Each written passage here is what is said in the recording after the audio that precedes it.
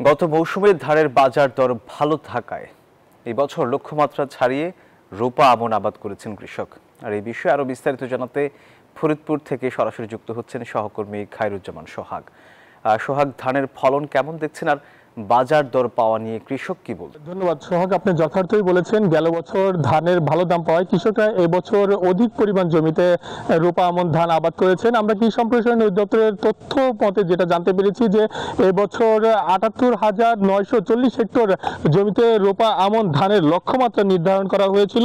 সেই লক্ষ্যমাত্রা ছাড়িয়েও এবছর ৭৯,১২৩ হেক্টর জমিতে রোপা আমন ধান আবাদ করা হয়েছে, যা লক্ষ্যমাত্রার চেয়ে ১৮৩ হেক্টর বেশি জমিতে এবছর ধান আবাদ হয়েছে। বর্তমানে ধান এখন ভালো অবস্থায় রয়েছে। আবহাওয়া অনুকূলে থাকায় ধানের ফলন ভালো হওয়ার সম্ভাবনাও দেখছেন কৃষকেরা।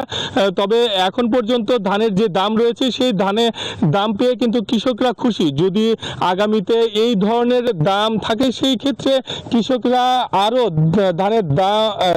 ধানের আবাদ বাড়াবে, এমনটা কিন্তু আমাদেরকে জানানো হয়েছে। তবে একটা বিষয় জানিয়ে রাখি যে এবছর মৌসুমের শুরুতেই যে বৃষ্টিপাত ছিল সেই ক্ষেত্রে কিন্তু ধানের যে লক্ষ্যমাত্রা সেটি নিয়ে কিন্তু অনেকটাই সংশয় প্রকাশ করেছিল কৃষি সম্প্রসারণ অধিদপ্তর এবং কৃষকরা।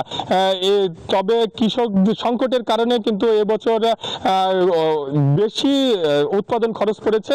তারা চাচ্ছে যে ধানের ন্যায্য দামটা যদি সময় মতো থাকে সেই ক্ষেত্রে কিন্তু আগামীতে আরো বেশি পরিমাণ ধানের আবাদ করবেন কৃষকরা। তো এই ছিল আমার কাছে ধানের সর্বশেষ সংবাদ। স্টুডিওতে আপনার কাছে সোহাগ। জি, ধন্যবাদ আপনাকে।